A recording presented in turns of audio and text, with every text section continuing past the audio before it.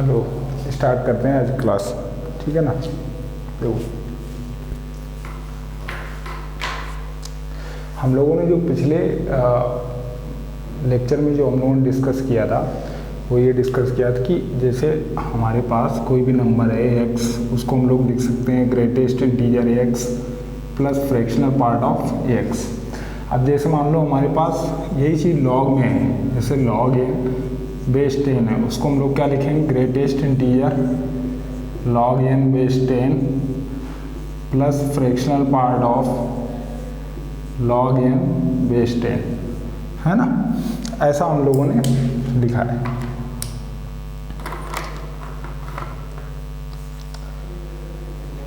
ध्यान से सुनो, है ना। ग्रेटेस्ट इंटीजर फंक्शन के बारे में हमने आपको बताया है कि ग्रेटेस्ट इंटीजर फंक्शन क्या होता था।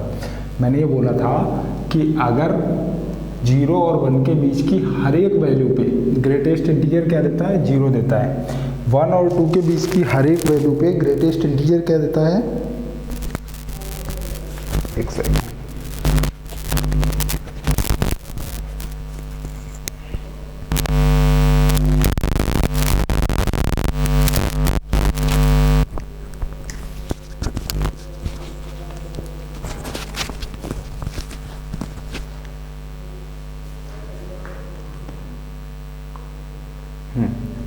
जीरो और 1 के बीच की हर एक वैल्यू पे ग्रेटेस्ट इंटीजर क्या देता है, 0। 1 और 2 के बीच की हर एक वैल्यू पे ग्रेटेस्ट इंटीजर क्या देता है, 1। किसको छोड़ के, 2 को छोड़ के। 2 और 3 के बीच की हर एक वैल्यू पे ग्रेटेस्ट इंटीजर क्या देता है, 2। किसको छोड़ के, 3 को छोड़ के। 3 और 4 के बीच की हर एक वैल्यू पे ग्रेटेस्ट इंटीजर क्या देता है, 3, है ना, और 4 को छोड़ के। जैसे मान लो हमको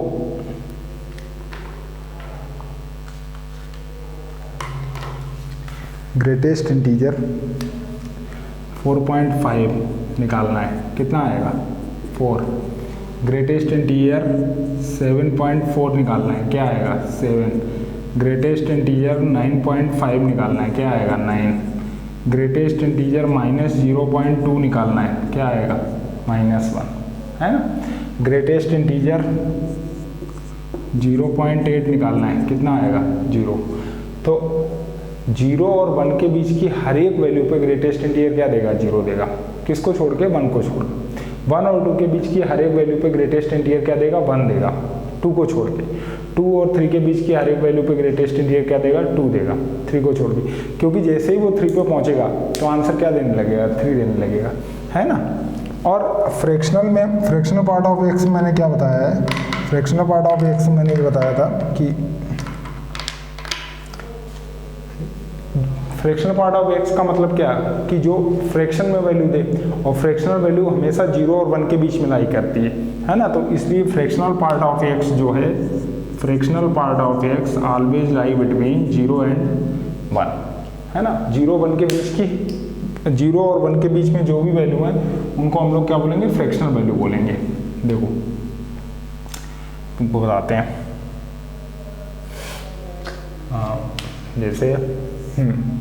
जैसे मान लो हमारे पास लिखा है 2.3, तो इसमें फ्रैक्शनल वैल्यू क्या है, 0.3। 3.7 तो फ्रैक्शनल वैल्यू क्या है, 0.7 माइनस, हाँ इसमें ध्यान रखना, -2.3, है ना। तो इसमें फ्रैक्शनल वैल्यू क्या है, तो इसमें 0.3 मत लिख देना। माइनस वाले में मैंने ये बताया था कि आप 1 - 0.3 करके लिखो, तो 1 - 0.3 कितना होगा, 0.7। और आप देख भी सकते हो कि -2.3 को हम लोग क्या लिख सकते हैं, -3 + 0.7। अब -3 इसमें क्या है, इंटीग्रल पार्ट, मतलब इंटीजर है, और 0.7 क्या है, 0.7 फ्रैक्शनल वैल्यू है, जिसको हम लोग मैंटिसा बोलेंगे, है ना। एक अपन क्वेश्चन करते हैं, उसमें दिखाते हैं आपको, है ना। तो ग्रेटेस्ट इंटीजर और फ्रैक्शनल पार्ट आपको समझ में आ गया होगा, उससे हम लोग बहुत आसानी से निकाल लेते हैं, बहुत आसानी से। देखो जैसे हमें दे रखा है f log n base 10 equals 3.87, ऐसा ले लो।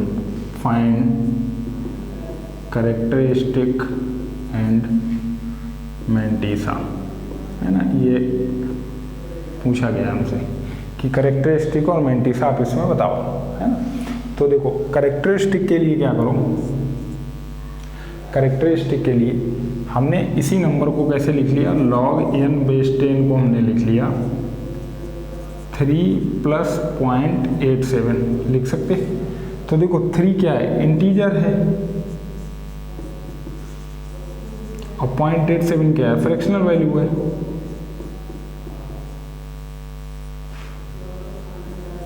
तो इंटीजर को ही क्या बोला गया, कैरेक्टरिस्टिक, और फ्रैक्शनल वैल्यू को क्या बोला गया, मैंटिसा।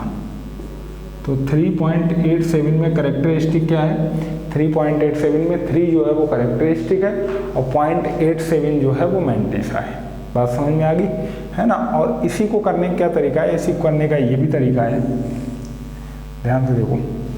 मैंने क्या बोला, जब तुम नंबर का ग्रेटेस्ट इंटीजर ले लोगे तो वो क्या देगा, कैरेक्टरिस्टिक, और जब तुम उसी नंबर का फ्रैक्शनल वैल्यू ले लोगे, मतलब फ्रैक्शनल पार्ट ले लोगे, तो वही नंबर क्या देने लगेगा, मैंटिसा देने लगेगा। तो जैसे हमें कैरेक्टरिस्टिक निकालना, तो कैरेक्टरिस्टिक निकालने के लिए कुछ करना नहीं है, केवल इसका ग्रेटेस्ट इंटीजर ले लो। तो greatest integer log n base 10 कितना आ जाएगा, ग्रेटेस्ट इंटीजर 3.87, 3.87 का ग्रेटेस्ट इंटीजर कितना, 3। अब मैंटिसा में क्या करेंगे, फ्रैक्शनल वैल्यू ले लेंगे। तो fractional part log n base 10 तो फ्रैक्शनल पार्ट 3.87, तो 3.87 में फ्रैक्शनल वैल्यू कितनी है, 0.87। तो ऐसे हम लोग निकाल लेंगे कैरेक्टरिस्टिक एंड मैंटिसा। देखो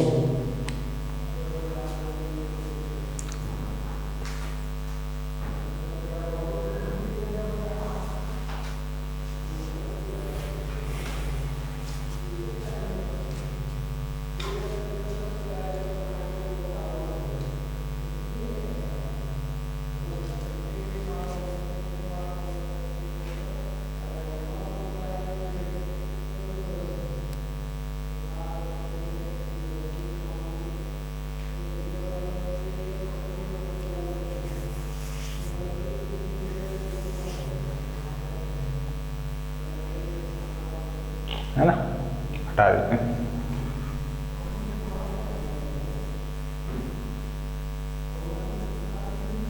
और एक क्वेश्चन करते हैं ऐसे ही।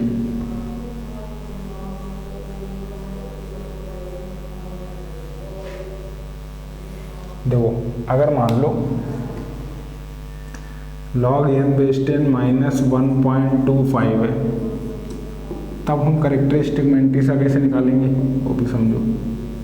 नेगेटिव नंबर में फाइंड कैरेक्टरिस्टिक एंड मैंटिसा, है ना। तो देखो हम लोग क्या लिख सकते हैं वो ध्यान सुनो, log n बेस 10 इसको हम लोग लिख सकते हैं माइनस 1.25 है। अगर तुम ध्यान से देखो तो इसको हम लोग लिख सकते हैं -2 + 0.75, है ना। -2 में से 0.75 ऐड करा दिया, कितना आएगा, -1.25 आ जाएगा। तो -2 क्या है, इंटीजर, और ये क्या है, फ्रैक्शनल वैल्यू, है ना। -2 इंटीजर है, ये फ्रैक्शनल वैल्यू है या फ्रैक्शनल पार्ट है, फ्रैक्शनल वैल्यू। तो ये क्या दिखाएगा, ये कैरेक्टरिस्टिक दिखाएगा, और ये क्या दिखाएगा, ये दिखाएगा मैंटिसा, है ना। कैरेक्टरिस्टिक और ये मैंटिसा। और देखो, और जो अभी मैंने बताया कि आप ग्रेटेस्ट इंटीजर लेके कर सकते हो, तो कैरेक्टरिस्टिक इक्वल्स ग्रेटेस्ट इंटीजर कितना, log n बेस 10, तो हमारे पास आ जाएगा ग्रेटेस्ट इंटीजर -1.25। अब निगेटिव में मैंने क्या बोला था, निगेटिव में क्या चलता है, उल्टा चलता है, एक पीछे चलेगा। तो ग्रेटेस्ट इंटीजर -1.25 कितना होगा, -2, है ना। और मैंटिसा फ्रैक्शनल पार्ट ऑफ -1.25। तो -1.25 का जब फ्रैक्शनल पार्ट निकालोगे तो कितना आएगा, 1 - 0.25, 1 - 0.25 कितना हो जाएगा, 0.75, है ना। तो दोनों में से आप कैसे भी कर सकते हो, जैसे आपको समझ में आए। ग्रेटेस्ट इंटीजर लेना आपको आना चाहिए कि हाँ ग्रेटेस्ट इंटीजर, नेगेटिव नंबर का ग्रेटेस्ट इंटीजर क्या होता, पॉजिटिव नंबर का ग्रेटेस्ट इंटीजर। अब यहीं पे अगर 1.25 होता तो 1.25 का ग्रेटेस्ट इंटीजर क्या होता 1, लेकिन -1.25 है तो -1.25 का ग्रेटेस्ट इंटीजर क्या होगा -2, है ना। और -1.25 की फ्रैक्शनल वैल्यू क्या होगी, तो जब नेगेटिव में होते हैं तब हम डायरेक्ट 0.25 नहीं लिख सकते। अगर 1.25 ओनली होता और उसकी अगर हमको फ्रैक्शनल वैल्यू निकालनी होती तो हमारा आंसर क्या होता 0.25 होता। बट -1.25 है तो हम लोग क्या करेंगे 1 में से सब्ट्रैक्ट कर देंगे जो फ्रैक्शनल वैल्यू होगी, तो 1 - 0.25 कितना आएगा 0.75। और उस चीज़ को तुम यहाँ से भी समझ सकते हो कि देखो इसमें इंटीजर पार्ट ये है, फ्रैक्शनल पार्ट ये है। जो इंटीजर पार्ट है उसको हमने क्या बोला कैरेक्टरिस्टिक, जो फ्रैक्शनल वैल्यू है उसको हमने क्या बोला मैंटिसा बोला, है ना। देखो फिर आगे चलते हैं।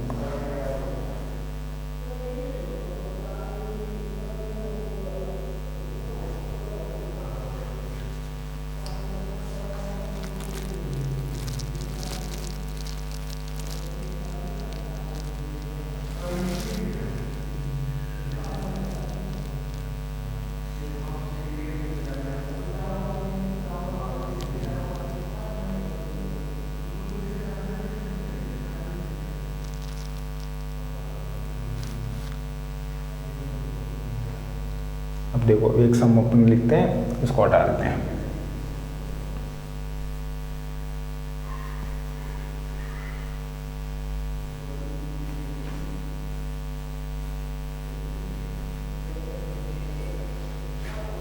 देखो क्वेश्चन है late x equals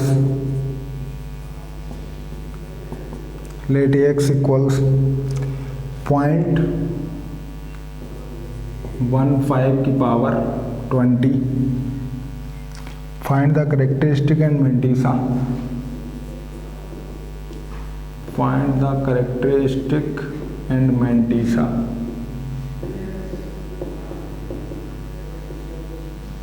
Find the characteristic and mantissa in logarithm of x in the logarithm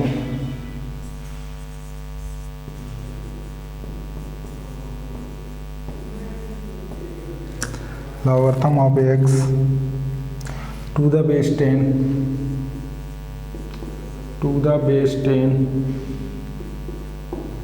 assume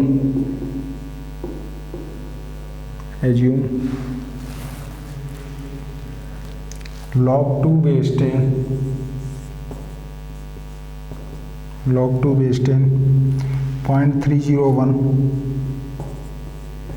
and log 3 base 10 0.477, है ना, ऐसा देखा। देखो करेंगे क्वेश्चन सॉल्व। क्वेश्चन लिख लिया हमने, कैरेक्टरिस्टिक मैंटिसा निकालना है किसका, x के लॉग का, किस पे बेस रखना है बेस 10, है ना। तो x इक्वल्स हमको दे रखा है 0.15 की पावर 20, दोनों तरफ लॉग लिया तो log x base 10 equals 20 log 0.15 base 10, है ना। फिर हम लोग क्या लिखेंगे log x base 10 equals 20 log, यहाँ पे हम लोग लिख सकते हैं 15/100 लिख सकते हैं ना। 0.15 को हम लोग क्या लिख सकते हैं 15/100। अब देखो फिर log x base 10 equals 20 log 15 minus log 100 using property log m upon n equals log m minus log n। तो 20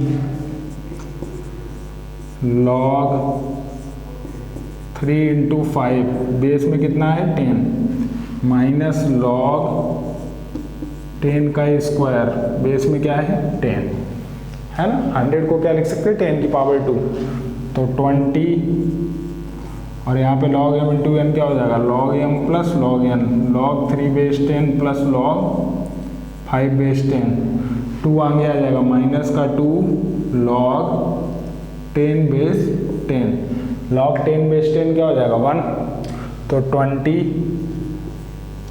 log 3 कितना 0.477। अच्छा log 5 हम लोग कैसे निकालेंगे, तो log 5 के लिए हमने क्या किया, हमने इसको लिख लिया log 10/2 और बेस में 10 और माइनस का 2। log 10 बेस 10 कितना होगा 1, तो 20.477 plus log 10 base 10 minus log 2 base 10 है ना, log m/n यहाँ भी लगा दिया और माइनस का 2, तो 20.477 log 10 बेस 10 कितना 1, log 2 बेस 10 0.301 और माइनस का 2 है ना, ऐसा आ जाएगा। अच्छा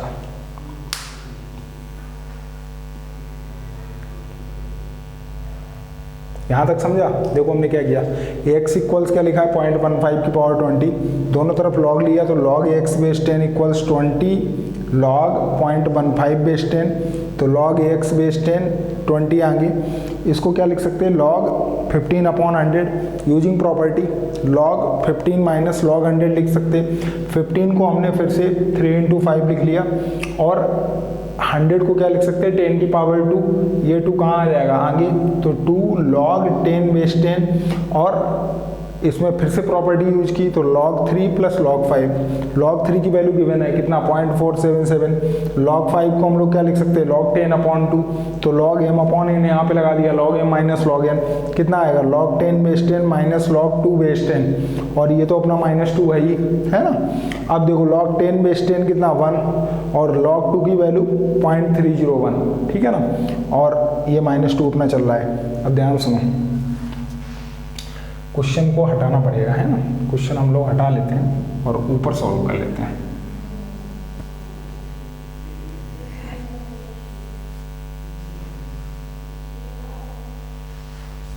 देखो भाई, तो log x बेस 10 हमारे पास चल रहा है 20, अब देखो माइनस का 2 प्लस का 1 कितना हो गया माइनस का 1, तो माइनस का 1 प्लस का 0.477 और माइनस का 0.301 इतना बचा। 0.477 में से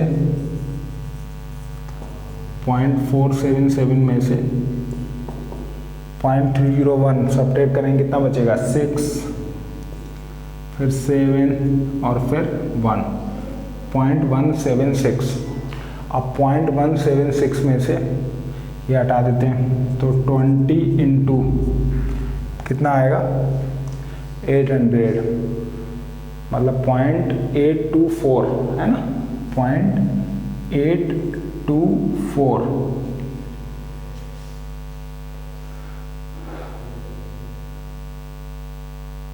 और माइनस का है ना, तो 20 इंटू 0.824 आ रहा, फिर 20 का इसमें मल्टीप्लाई किया कितना आया 8, 4 और 16, तो 16, 4, 8 हमारे पास आ रहा है ना, और ये 20 वहाँ पे ये 10 का मल्टीप्लाई हो जाएगा तो ये 8.24 बन जाएगा। 8.24 में 2 का मल्टीप्लाई करेंगे तो कितना आएगा 16.48 आएगा माइनस का है ना। अब इसका हम लोग क्या निकाल लें, एक बार ग्रेटेस्ट इंटीजर और एक बार फ्रैक्शनल पार्ट, तो हमारे पास करेक्टरिस्टिक और मैंटीसा दोनों आ जाएंगे है ना। तो करेक्टरिस्टिक के लिए characteristic equals greatest integer log x base 10, characteristic equals minus का 16.48, अब माइनस 16.48 का करेक्टरिस्टिक कितना माइनस का 17 है ना, माइनस 16 पॉइंट समथिंग उसमें ग्रेटेस्ट इंटीजर में पीछे चलता है ना निगेटिव में, और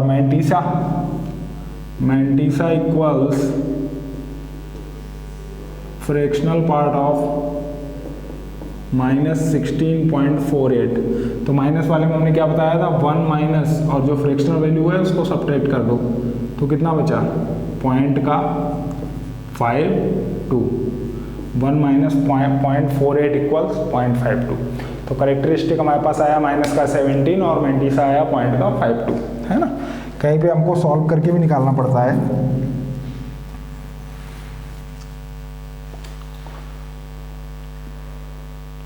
तो एक बार हम फिर से तुमको फिर से रिपीट कर देते हैं। x इक्वल्स हमको क्या दे रखा है 0.15 की पावर 20, दोनों तरफ हमने लॉग लिया तो ये 20 आगे आ जाएगा और यहाँ पे बचेगा log 0.15 बेस 10। उसके बाद 20 log 0.15 को क्या लिख सकते हैं 15/100, तो 20 log 15 माइनस log 100 को क्या लिख सकते हैं 10 की पावर 2, 15 को 3 इंटू 5 तो log m इंटू n कितना आ जाएगा log m plus log n। अच्छा log 3 की जगह पे 0.477, अच्छा 5 को क्या लिख सकते हैं 10/2 और log 10 बेस 10 कितना 1, तो कितना आ जाएगा 2। 0.477 log 10 base 10 minus log 2 base 10 minus 2, है ना। तो log 10 बेस 10 कितना आ जाएगा 1, log 2 की वैल्यू 0.301 और ये माइनस का 2। अब देखो हमारे पास आया कितना log x base 10 equals 20 plus का 1 और माइनस का 2 कितना आएगा माइनस का 1 प्लस का 0.477 माइनस 0.301, 0.477 माइनस 0.301 कितना आएगा 0.176, माइनस 1 उसमें ऐड करोगे तो आएगा माइनस 0.824, मल्टीप्लाई कराएंगे तो माइनस का 16.48। करेक्टरिस्टिक जब निकालने आओगे तो characteristic equals greatest integer log x base 10, तो ग्रेटेस्ट इंटीजर किसका माइनस 16.48 का, माइनस 16.48 का ग्रेटेस्ट इंटीजर कितना माइनस का 17। मेंटिसा क्या आएगा फ्रैक्शनल पार्ट ऑफ माइनस 16.48 कितना 1 माइनस 0.48, आंसर क्या 0.52, है ना। जैसे मैंने बताया था, जैसे मैंने बताया सेम वैसे।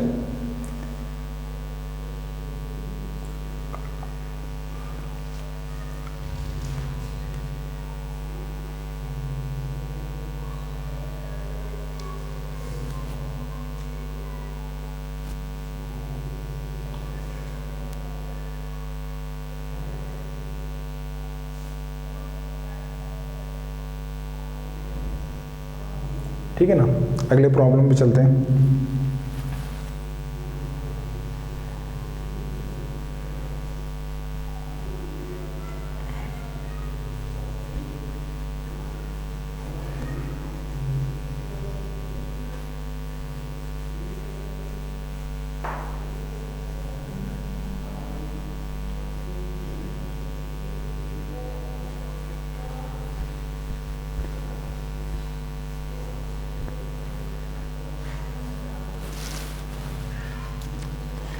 देखो find the number of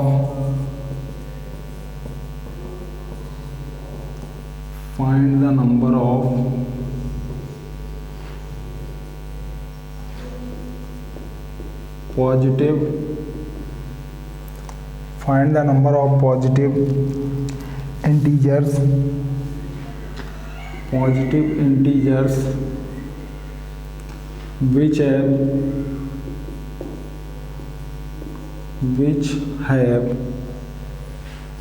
which have the characteristic 3, which have the characteristic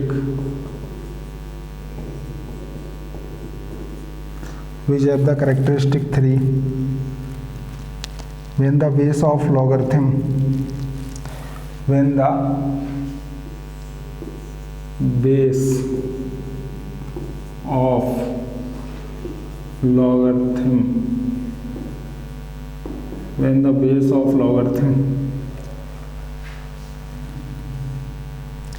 is 7।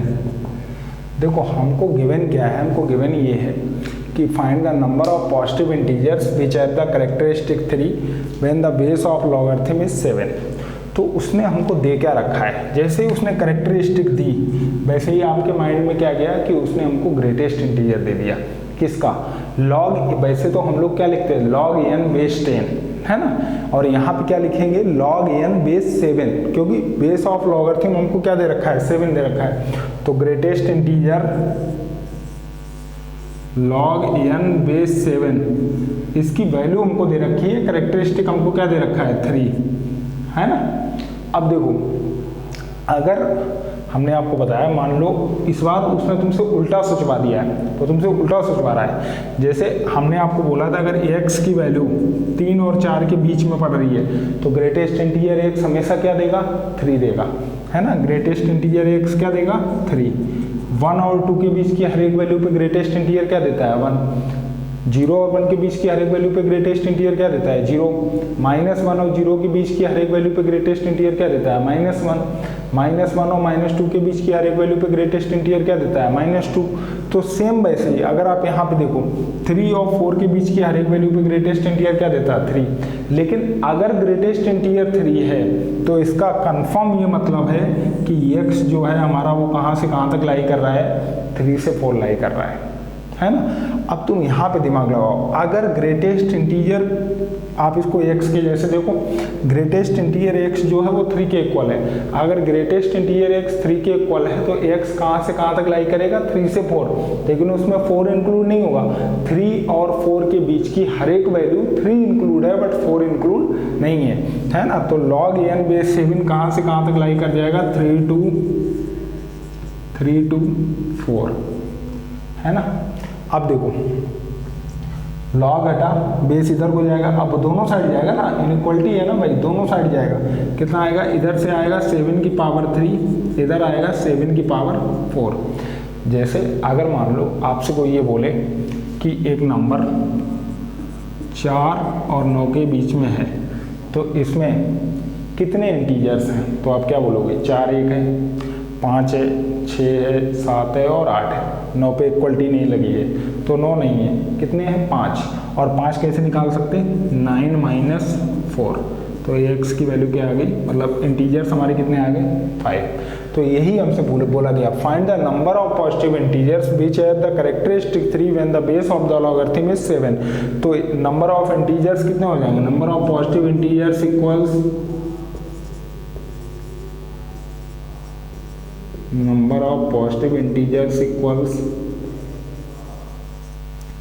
7 की पावर 4 माइनस 7 की पावर 3। सेम वैसे जैसे मैंने आपको वहाँ पे करके दिखाया, 7 की पावर 4 माइनस 7 की पावर 3, आप इसको कैलकुलेट कर सकते हो, आंसर आप निकाल सकते हो, ठीक है ना। 7 की पावर 4 में से 7 की पावर 3 को हटा देना, आंसर। अगला सम करेंगे, लिख लो पहले इसको।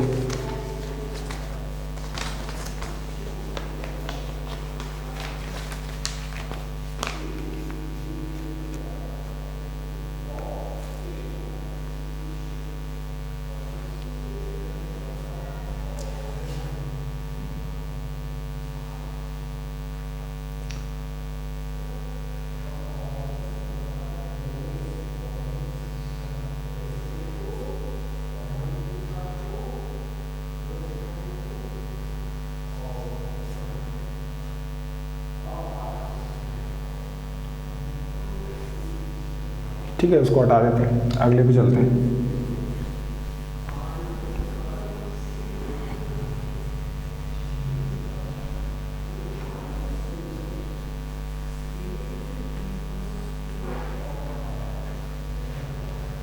क्वेश्चन है, देखो, late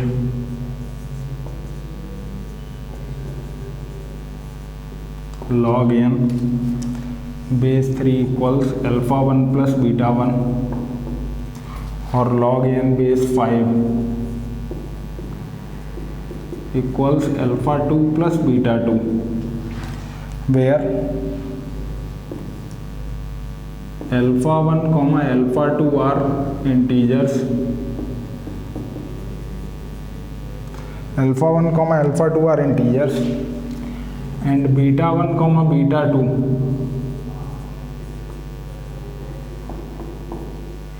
belongs to 0 to 1. Find number of integral values of n, number of integral values of n if alpha 1 equals 4 and alpha 2 equals 2। बिल्कुल सेम पहले जैसा क्वेश्चन है, बस कुछ फालतू की चीज़ें लिख रखी हैं, ठीक है ना, उनसे घबराना नहीं है। देखो log n बेस 3 क्या है, alpha 1 plus beta 1, log n base 5 क्या है, अल्फा 2 प्लस बीटा 2। अल्फा 1 और अल्फा 2 क्या है, इंटीजर्स है ना, और इंटीजर का मतलब भाई क्या होता है, कैरेक्टरिस्टिक है। और बीटा 1 बीटा 2 कहाँ से कहाँ तक बिलोंग कर रहा है, 0 से 1 तक, और 0 और 1 के बीच में लाई कर रहा है, तो इसका मतलब क्या हुआ कि वो फ्रैक्शनल वैल्यू है, और फ्रैक्शनल वैल्यू क्या होती है, मैंटिसा होती है। फिर उसने क्या बोला, find number of integral value of n if alpha 1 equals 4 and alpha 2 equals 2। मतलब अल्फा 1 की वैल्यू 4 है, मतलब कैरेक्टरिस्टिक 4 दे रखा है। इसका जो कैरेक्टरिस्टिक है, अल्फा 1 क्या है, कैरेक्टरिस्टिक, बीटा 1 क्या है, मैंटिसा, अल्फा 2 क्या है, कैरेक्टरिस्टिक, बीटा 2 क्या है, मैंटिसा, है ना। और कैरेक्टरिस्टिक होता क्या है, इसका ग्रेटेस्ट इंटीजर, है ना। अल्फा 1 इक्वल्स 4 का मतलब क्या है कि इसका ग्रेटेस्ट इंटीजर जो है वो 4 के इक्वल है। अल्फा 2 की वैल्यू 2 है, इसका मतलब क्या है कि इसका ग्रेटेस्ट इंटीजर जो है वो 2 के इक्वल है ना। तो ध्यान से देखो, greatest integer log n base 3 किसके इक्वल है, 4 के इक्वल है ना। तो अगर ग्रेटेस्ट इंटीजर 4 के इक्वल है तो इसका मतलब वो नंबर कहाँ से कहाँ तक लाई करेगा, 4 से लेके 5 तक, जिसमें 4 इंक्लूड होगा, 5 इंक्लूड नहीं होगा। तो log n बेस 3 कहाँ से कहाँ तक लाई कर जाएगा, 4 to 5, है ना, 5 उसमें इंक्लूड नहीं हुआ। log हटा, बेस इधर को भागा तो 3 की पावर 4, और इधर क्या आया, 3 की पावर 5, है ना। ये आया 81, और वो कितना, 243। ये तो एक बात है ना। दूसरी बात क्या वो बोल रहा है कि अल्फा 2 की वैल्यू 2 है, तो log greatest integer log n base 5 किसके इक्वल है, 2 के इक्वल, है ना। तो log n बेस 5 कहाँ से कहाँ तक लाई करेगा, 2 से 3 तक लाई करेगा। अगर ग्रेटेस्ट इंटीजर x इक्वल्स 2 होता तो x की वैल्यू 2 से 3 के बीच में आने वाली हर एक वैल्यू का ग्रेटेस्ट इंटीजर कितना होता, 2 होता। लेकिन इस बार उसने ग्रेटेस्ट इंटीजर 2 अपने को दे रखा है, तो इसका मतलब x की वैल्यू कहाँ से कहाँ तक लाई करेगी, 2 से लेके 3 तक लाई करेगी, है ना।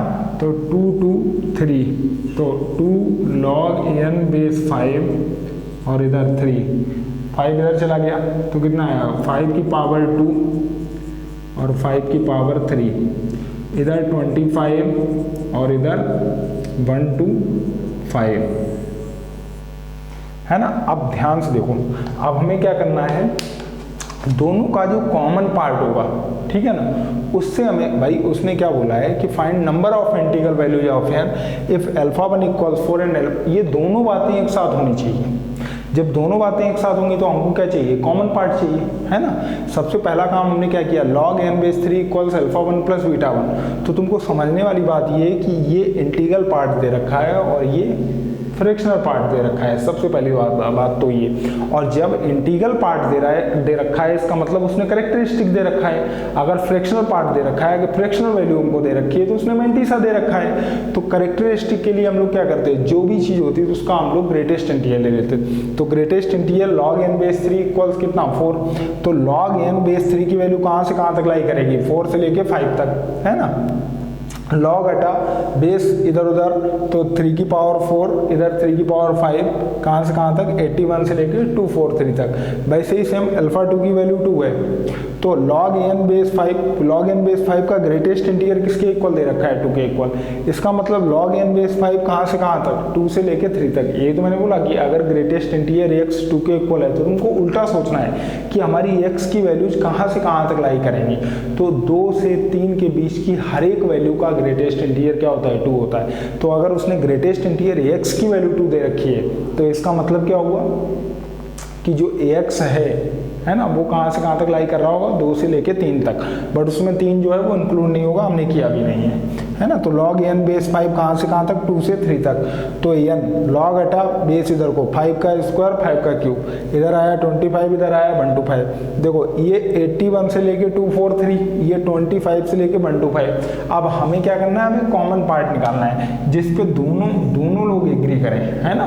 तो देखो 25 से स्टार्टिंग कर नहीं सकते, 25 से अगर स्टार्टिंग की तो इसकी स्टार्टिंग तो 81 से हो रही, लेकिन अगर हम 81 से स्टार्टिंग करें तो 81 इसमें आता है ना। अब हम लास्ट में कहाँ पे नहीं रुक सकते, 243 पे नहीं रुक सकते, क्योंकि 243 तक अगर हम जाएंगे तो 125 नहीं आएगा, है ना। तो हमारी n की वैल्यू कहाँ से कहाँ तक होनी चाहिए, 81 से लेके 125। देखो 81 से 125 में दोनों एग्री कर रहे हैं, 81 to 125 इसमें भी आ रहा है, 81 to 125 इसमें भी आ रहा है, तो दोनों को कुछ भी प्रॉब्लम नहीं है। उसके बाद हम निकाल देंगे number of integral values of n, number of integral values of n equals कितना 125 माइनस 81 कितना आ जाएगा 44 ना, 44 हमारा आंसर है, लिख लो।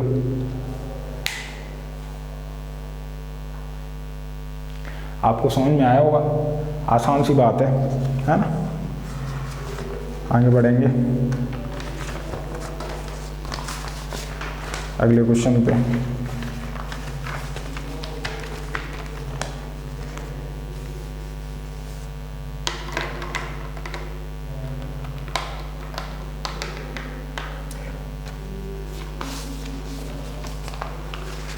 अब देखो, अब हम लोग सीखेंगे नंबर ऑफ डिजिट और नंबर ऑफ जीरोज निकालना, है ना। Number of digits and number of zeros.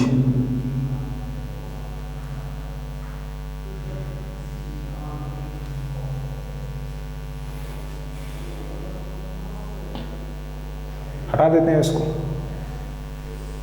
Last है number of digits and number of zeros, उसके बाद ये चैप्टर एंड हो जाएगा।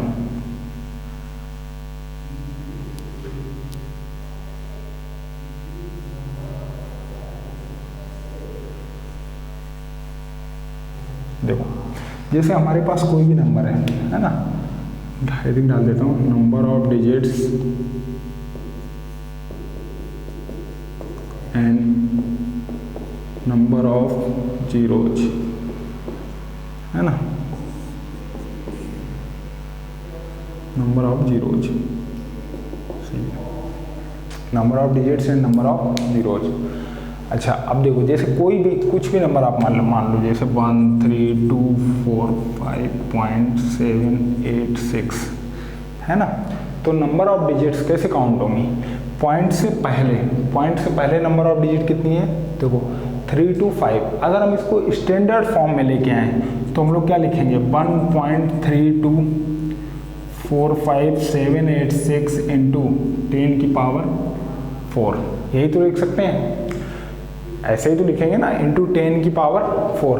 अब अगर तुम देखो number of digits before decimal देखते हैं ना भाई, डेसिमल के बाद तो आप तो अगर पूरा देखोगे तो डेसिमल के बाद तो कभी खत्म ही नहीं होगा भाई। अब जैसे मान लो कोई नंबर है, मान लो 2 ही है, तो आप कितने भी जीरो लगाते जाओ, है ना, कितने भी जीरो लगा लो तो कभी निकाल ही नहीं पाओगे नंबर ऑफ डिजिट्स। तो number of digits before decimal, number of digits before decimal equals 5, before decimal equals 5 ही है ना, आप गिन लो ना, 22415। और देखो ऊपर जो पावर लगी है, अगर हम उसमें +1 कर दें, मतलब 4 + 1, तब भी तो आंसर वही आ रहा है। तो जो हमने तुमको बताया था n इक्वल्स m इंटू 10 की पावर p, है ना, तो नंबर ऑफ डिजिट्स वहाँ से भी निकाल सकते हैं हम लोग, जो पहला वाला बताया था p + 1, है ना। और दूसरा लॉग लेके भी निकाल सकते हैं, कि जब आप लॉग लोगे, है ना, तो ये एक चीज़ बन जाएगी और ये 4 आगे आ जाएगा, तो उसका ग्रेटेस्ट इंटीजर में क्या करो, 1 ऐड करा दो, है ना। इस नंबर का यहाँ पे जो भी पावर बन रही है उसका ग्रेटेस्ट इंटीजर निकालो, और ग्रेटेस्ट इंटीजर निकाल के उसमें +1 कर दो, दोनों तरफ लॉग लेने के बाद जो भी वैल्यू आएगी, है ना, लॉग लेने के बाद जो भी आंसर आएगा उसमें हम लोग क्या कर देंगे, +1 कर देंगे।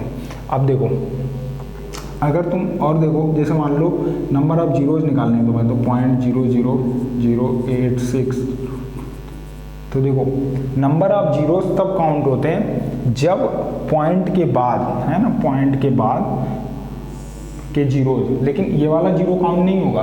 तो नंबर ऑफ जीरोज कब, number of zeros after decimal before first non zero digit, number of zeros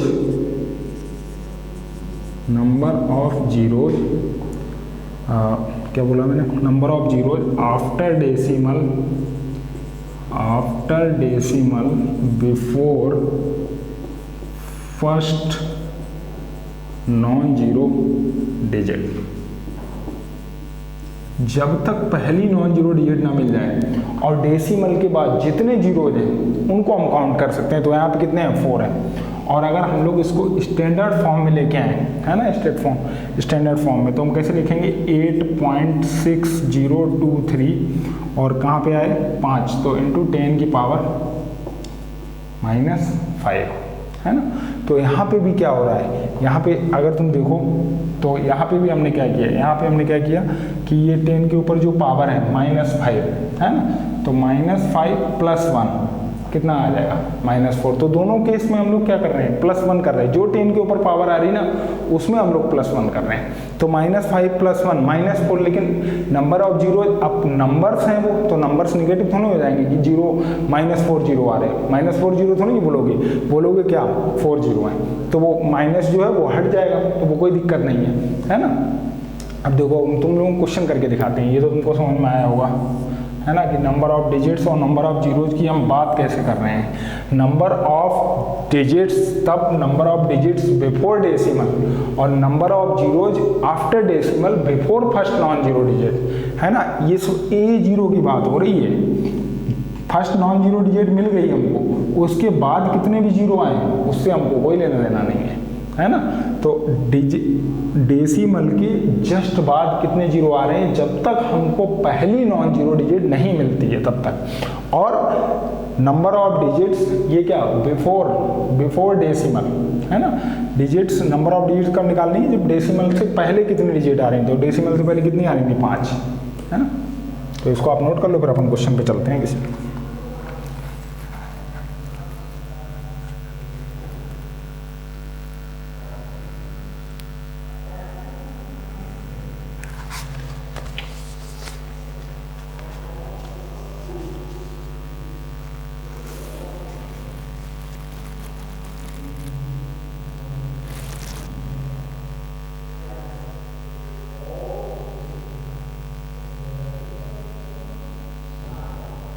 है ना, हटा देते हैं इसको।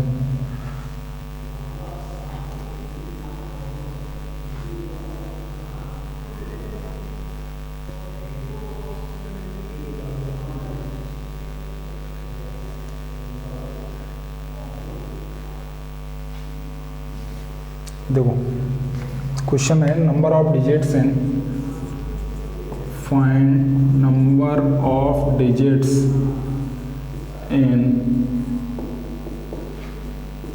2 की पावर 75, है ना। अब जो भी बातें होंगी, जैसे मान लो हमने इसको n ले लिया, है ना, लेट n = 2 की पावर 75, तो log का बेस हम लोग 10 पे करेंगे, है ना। जो बात होगी वो 10 पे होगी। दोनों तरफ हमने क्या किया, log ले लिया, तो log n बेस 10 = log 2 की पावर 75 और बेस में 10, तो log n बेस 10 इक्वल्स कितना आएगा 75 और ये log 2 बेस 10, तो log n बेस 10 इक्वल्स कितना 75 × 0.3010।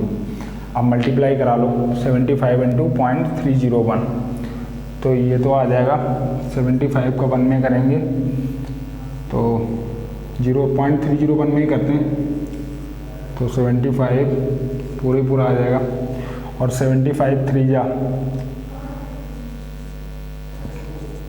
22.575, ऐसा आएगा हमारे पास। 0.301 ही लेके चलते हैं, है ना। 75 3 जा 225, इतने तो आएगा। तो इसको थोड़ा नीचे लिख लेता हूँ, 22.575, है ना। और ये वैल्यू किसकी, log n बेस 10 की, तो n इक्वल्स कितना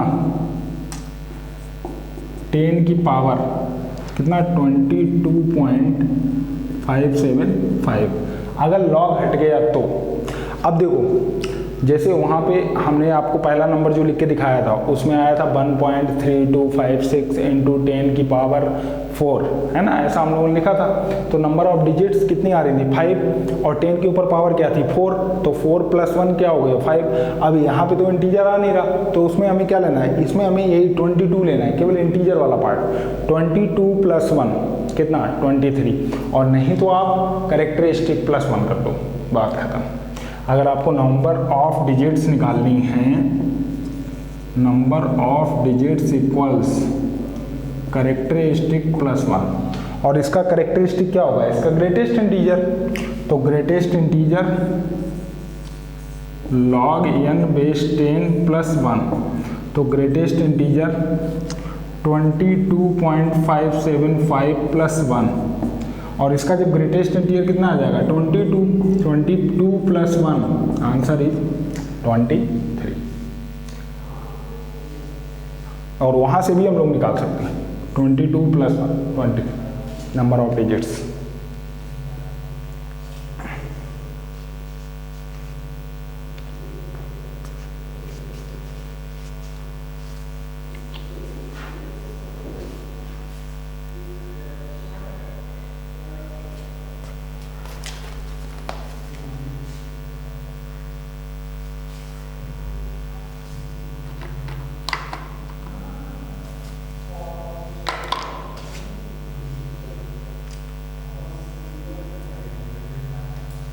एक और करा देते हैं नंबर ऑफ जीरोज का।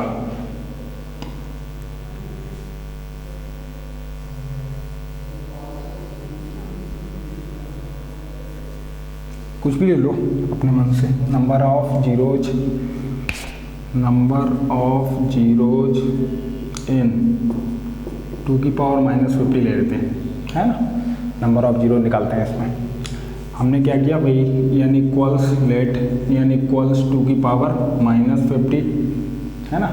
फिर दोनों तरफ log, तो log n बेस 10 इक्वल्स -50 आगे आ जाएगा। अभी इतना तो समझ में आ ही गया होगा।